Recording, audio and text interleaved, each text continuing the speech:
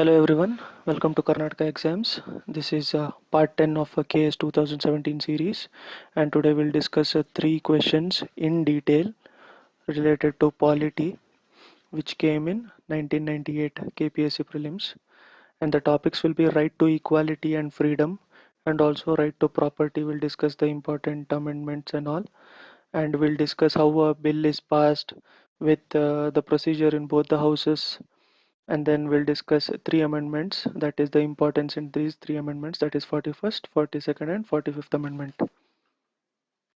Let's start with the first question. Which of the following is not a fundamental right? Right to equality, right to freedom, right to property, right against exploitation? And the answer is right to property. Right to property is not a fundamental right. It was a fundamental right. First we'll discuss right to equality, and this is prescribed in the articles 14 to article 18.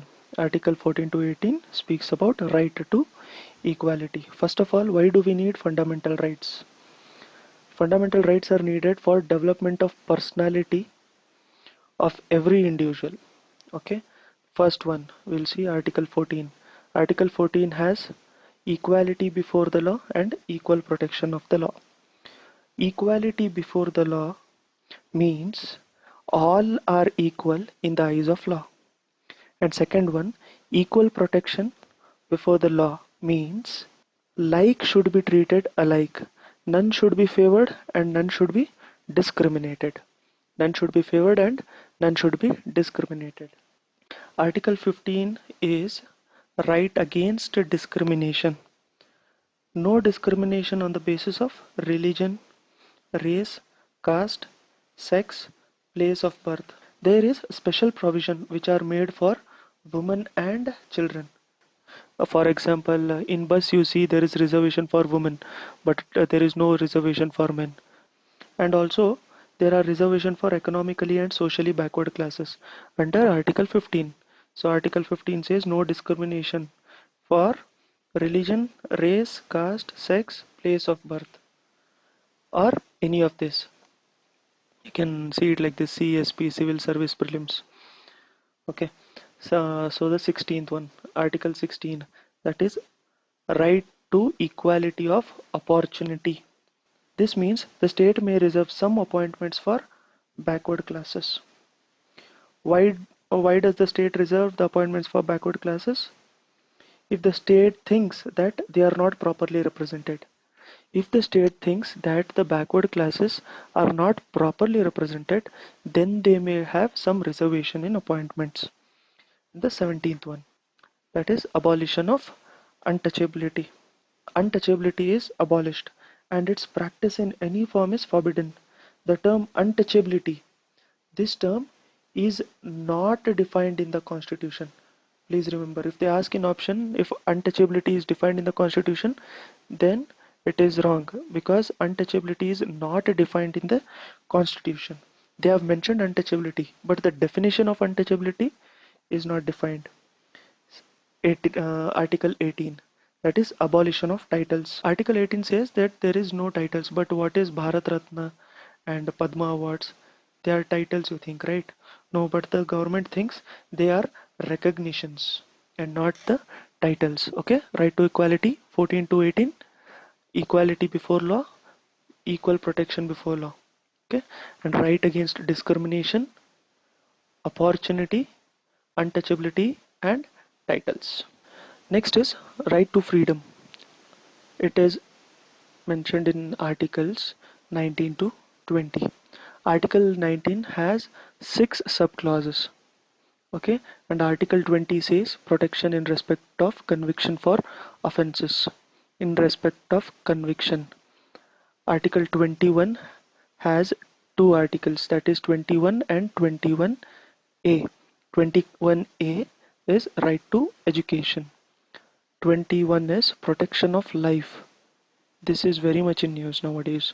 Article 22 is protection against the arrest and detention in some cases.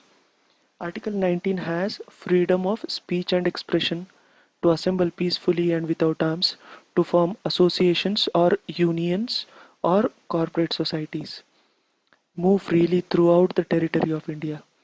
You can move anywhere in the territory of India except for some states wherein you have to take permits, like Arunachal Pradesh, you have to take permit. Nagaland, you have to take permit. Okay, and you can reside and settle anywhere in India. If you are from Karnataka, you can go and settle in Tamil Nadu or vice versa. Or if you are from Karnataka or if you are from Delhi, you can come and settle here. That is permitted in the constitution. It is the basic right of every individual. It is up to them where they can go and reside in India. But then you can't go and buy a property in Jammu and Kashmir. Jammu and Kashmir is the only state in India which has a separate constitution, and Jammu and Kashmir people are the only ones where they hold dual citizenship. That is, they hold citizenship of Jammu and Kashmir also and of India also.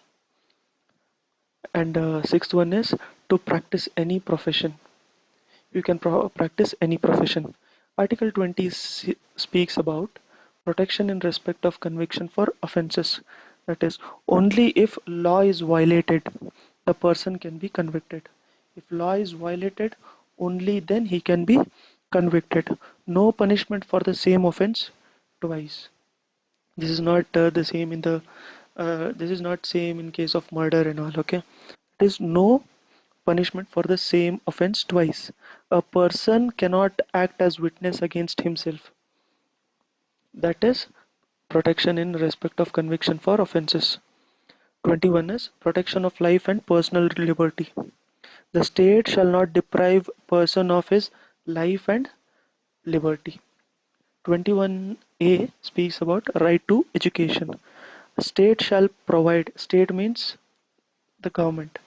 State shall provide free and compulsory education to children between the age 6 to 14 in 86th amendment, the age 6 to 14.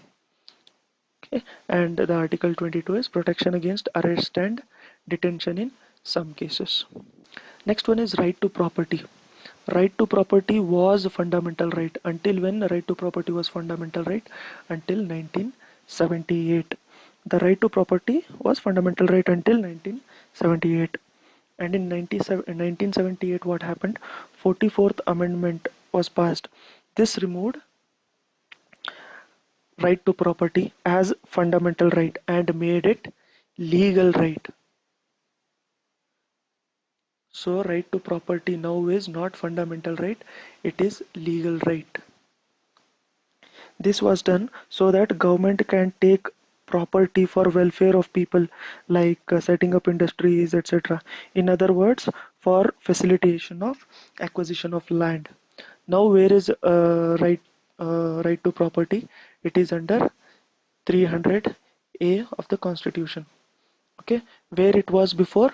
It was under Article 19, Clause 1, Subclause F, and Article 31. Now there is no Article 31 and there is no Article 19, Clause 1, Subclause F. It was fundamental right, now it is legal right. Which amendment removed right to property? It was removed by 44th Amendment. When was 44th Amendment passed? In 1978. Second question, which of the following is or are correct? 1. Money bill can be introduced in either house of the parliament. Second, money bill can be introduced in the Lok Sabha. Money bill requires assent of president before introducing. 4. Any bill can be termed by speaker as money bill. So we'll see how to solve this. Money bill can be introduced in either house of the parliament. No, money bill can be introduced only in Lok Sabha. So what you do is you eliminate the options. Now you know that one is wrong. So eliminate the option in which one is wrong. So this is wrong and this is wrong. Now you have option B and option C. Money bill can be introduced in the Lok Sabha. Yes, this is correct. So you see where is option 2. Okay, option 2 is not in this. So right away you get second only as answer. You haven't read other two statements also. Like that only you have got the answer. So we'll see. There are three types of bills. First one is ordinary bill, second is money bill, Third is financial bill. Ordinary bill, money bill, financial bill. Every bill, either it is ordinary or money or financial bill, has to go through these five steps. So listen to these five steps very carefully. That is first reading, second reading, third reading. Okay, it has three readings, then it goes to second house, and later it goes for assent of president. Generally, when the bill is to be introduced and passed, it goes through five stages. In first stage or first reading, the member introduces the bill by reading its title and its objectives. Title and its objectives. At this stage, there will be no discussion. In the first reading, there will be no discussion whatsoever. In the second reading, there are three stages. Let's understand one by one. The bill is printed and distributed to all the members in Lok Sabha. They will generally discuss it, but not in detail. Hence, it is known as a stage of general discussion. They get the printed copies and they will just discuss on top and not in detail. So, it is general discussion.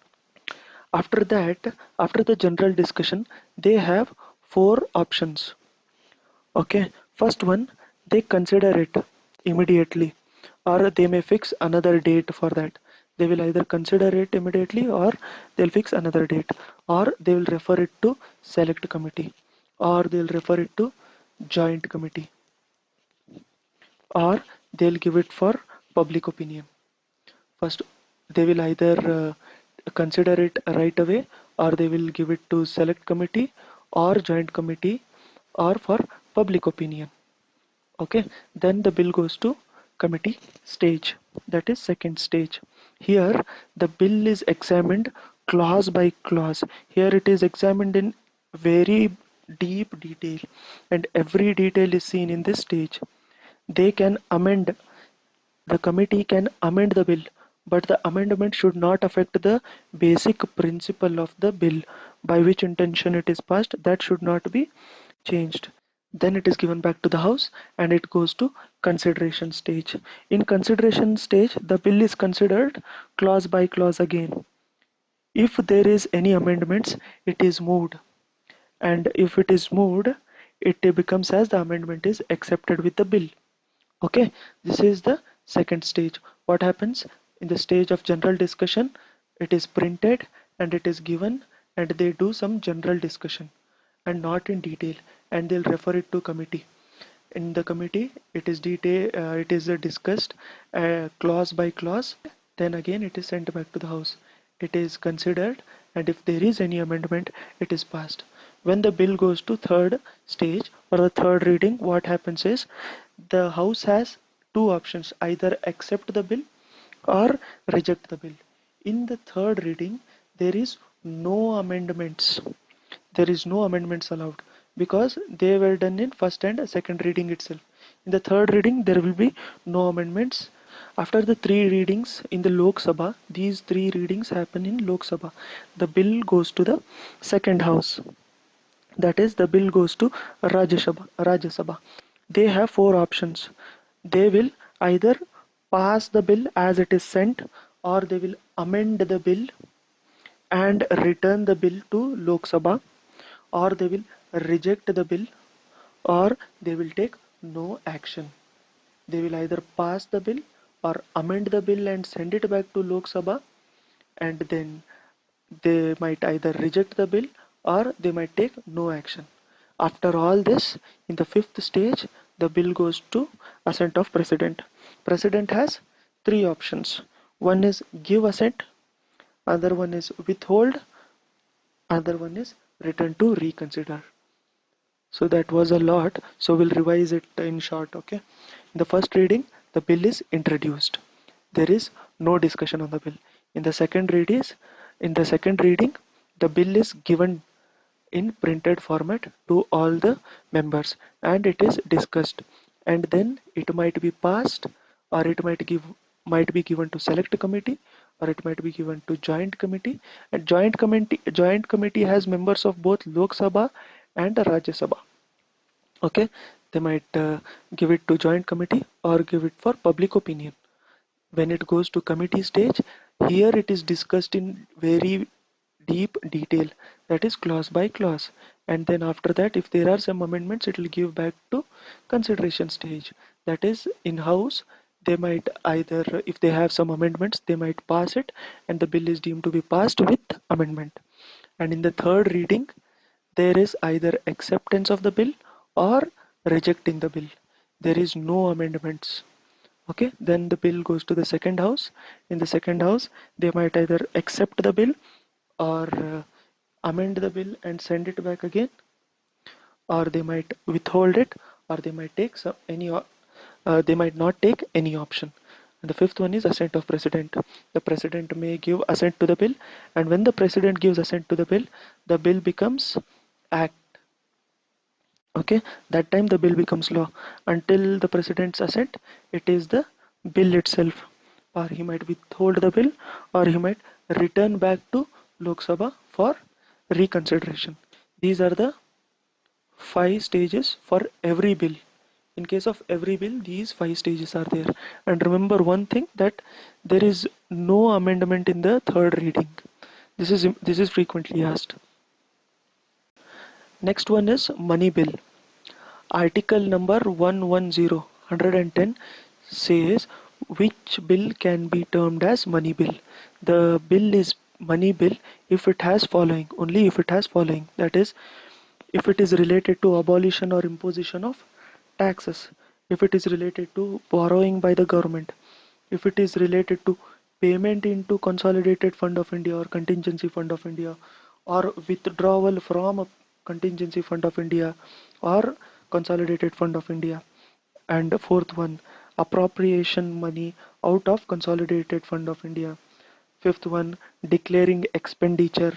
Sixth one, receipt or issue from consolidated fund of India, or audit of accounts of union or state.